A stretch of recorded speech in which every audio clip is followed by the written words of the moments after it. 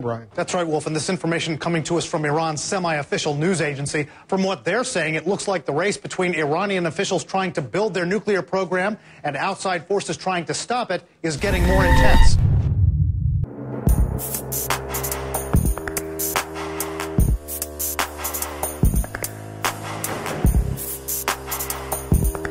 Nineteen 1950 में Iran ने nuclear energy पे काम करना स्टार्ट कर दिया। इस तरफ तो ईरान ने काम स्टार्ट किया, वहाँ पे यूएसए को किरकिरी मची। यूएसए को सारी कंट्रीज से सिर्फ एक दिक्कत है, उनकी परमिशन के बगैर कोई भी न्यूक्लियर शब्द अपने जबान से ना निकाले। ये चीज ईरान को पता थी, तो उन्होंने एटम और पीस ट्रीटी के अंडर में यूएसए से मदद मांगी। इस ट्रीटी के अंडर में कंट्रीज बॉम्ब नहीं बना सकती, पर न्यूक्लियर एनर्जी को हॉस्पिटल और रिएक्टर्स में यूज कर सकती है। जैसे ईरान ने यूएसए के सामने प्रपोजल रखा, यूएसए फट से मान गया। इसके पीछे कुछ कारण थे। पहला, जियोपॉलिटिकल एडवांटेज। सालों से यूएसए और रशिया मिडिल ईस्ट पे कब्जा बनाना चाहते हैं और ईरान की मदद यानी मिडिल ईस्ट में अपने एक अलायंस बनाना। और दूसरा, पैसा। ईरान की मदद तो यूएसए करेगा, पर उससे यूएसए बहुत ज्यादा पैसे खुद छापेगा। तो ईरान ने अपना पहला न्यूक्लियर रिसर्च सेंटर तेहरान भर्राट से 1950s में खोल लिया। ईरान और यूएसए ने साथ में काम करना स्टार्ट कर दिया। ईरान का एक गोल था उस टाइम पे कि एक ऐसा न्यूक्लियर रिएक्टर बनाया जाए जिससे पूरे देश को फ्री में बिजली मिल सके। ये सब अच्छे से चल ही रहा था। फिर साल आता है 1979, the Iranian revolt. Millions of people who in one way or another had been oppressed by the regime, they found this expression was the mosque. And against the mosque, the Shah was in essence powerless. इस revolt में Pahlavi dynasty के ruler Mohammad रेजा Pahlavi का तख्ता पलट हो जाता है और इनकी जगह ले लेता है आयतुल्लाह खुमुल्लाह रोहमीनी। और खोमेनी पूरे ईरान को एक इस्लामिक स्टेट डिक्लेयर कर देता है और ईरानियन रेवोल्यूशन इस्लामिक रेवोल्यूशन में बदल जाता है। अब जैसे यहाँ पे तख्ता पलट होता है, यूएसए फटाक से ईरान पे ट्रेड सैंक्शंस मारना चालू कर देती है, क्योंकि यूएसए जानती है अब ईरान के पास न्यूक्लियर रिएक्टर है, वो कुछ भी कर सकती है। यहाँ पे ईरान को इकोनॉमिकली तोड़ने की कोशिश की जाती है और ये बात ईरान जानता है। ईरान को पता था अगर उसको खुद के पैर पे खड़ा होना है तो उसे न्यूक्लियर बम बनाने पड़ेंगे और यहाँ से स्टार्ट होता है ईरान की न्यूक्लियर बम की story. Today, after 2 years of negotiations, the United States, together with our international partners, has achieved something that decades of animosity has not. A comprehensive long-term deal with Iran will prevent it from obtaining nuclear weapons. 1979 में तख्ता पलट होता है। 1980 में Iran nuclear bomb पे काम secretly करना चालू कर देता है, पर जब भी स्टार्ट हो जाती था ईरान इराक वॉर। वैसे तो वॉर ईरान और इराक के बीच में लड़ी जाती है, पर असल में यूएस और रशिया वॉर लड़ते हैं ईरान और इराक को अपना पपेट बना के। ईरान इराक वॉर के बारे में कभी सेपरेटली बात करेंगे। अगर तुम्हें इस टॉपिक पे वीडियो चाहिए तो कमेंट सेक्शन में तुम्हें एक लिंक दिख जाएगा, उससे तुम मेरे इंस्टाग्राम पर चले जाओगे, वहां जाके मुझे डीएम कर देना, मेरे को याद दिला देना। चलो स्टोरी पे वापस आते हैं। हाँ, तो करीबन ये वॉर 8 साल चली, जिसने ईरान की न्यूक्लियर प्लान को पीछे खींच लिया। अब देखो, न्यूक्लियर बॉम्ब के लिए लगता है यूरेनियम 235 और ये चीज ईरान के पास पहले से ही मौजूद है। हाँ, तो 1990 में ईरान ने वापस यूरेनियम को माइन करना चालू कर दिया और पूरी दुनिया को सिर्फ ये देखा है कि वो लोग यूरेनियम को इसलिए माइन कर रहे जैसे वो लोग रिसर्च कर सके। हाँ, तो ईरान ने पूरी दुनिया को पट्टी पढ़ाने की कोशिश की कि वो लोग यूरेनियम इसलिए निकाले जैसे वो लोग रिसर्च कर सके।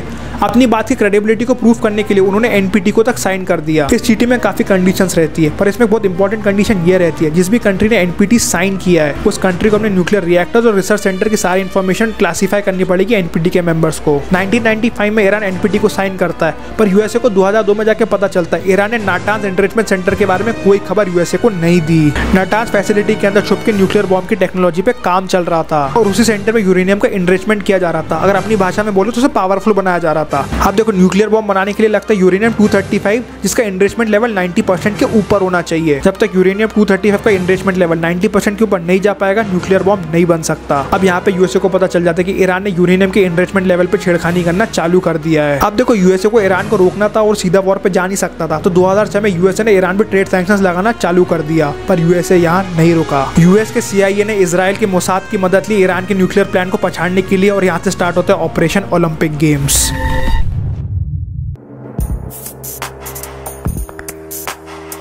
2008 में अचानक से नाटांज एनरिचमेंट प्लांट के सेंट्रीफ्यूज फटने लगे। अब देखो, इन सेंट्रीफ्यूज को यूज किया जाता है यूरेनियम की एनरिचमेंट को बढ़ाने के लिए, जिससे उसको 90% के लेवल के ऊपर ले जाया जा सके। अब देखो, यूरेनियम के आइसोटोप्स को बाकी एलिमेंट्स के साथ मिला के इन गोल सिलेंड्रिकल सेंट्रीफ्यूज में डाल दिया जाता है। ये सेंट्रीफ्यूज 1 लाख आरपीएम पर सेकंड की स्पीड से घूमना चालू करते हैं, जो आवाज की गति से भी ज्यादा तेज है। पहले तो सेंट्रीफ्यूज के फटने का कारण समझ नहीं आता। 9 महीने तक रिसर्च होती है, फिर पता चलता है नाटांज एनरिचमेंट सेंटर में एक वायरस छोड़ा गया है। ये वायरस उस टाइम के किसी भी वायरस से लाख गुना ज्यादा कॉम्प्लिकेटेड होता है, जिससे पता चलता है वायरस मैनमेड था। देखो CIA और मोसाद ने मिलकर स्टक्सनेट नाम का वायरस ईरान पे छोड़ा था, जिसको बनाने में $1 मिलियन से भी ज्यादा लग गए थे। देखो स्टक्सनेट को एक इन्फेक्टेड ड्राइव के द्वारा इजराइल के डबल एजेंट ने नताज एनरिचमेंट सेंटर के कंप्यूटर में पहुंचाया था। स्टक्सनेट ने पहले तो कोई हलचल नहीं की, सेंट्रीफ्यूज के डेटा को सिर्फ रिकॉर्ड करना चालू किया। साथ ही साथ स्टक्सनेट ने नताज एनरिचमेंट सेंटर के सारे कंप्यूटर्स को इन्फेक्ट करना भी शुरू कर दिया। जब स्टक्सनेट के पास तगड़ा डेटा आ गया सेंट्रीफ्यूज का, तो उसने धीरे धीरे करके सेंट्रीफ्यूज को घुमाना चालू कर दिया। स्टक्सनेट सेंट्रीफ्यूज को तो तेज घुमाता कि वो फट जाती।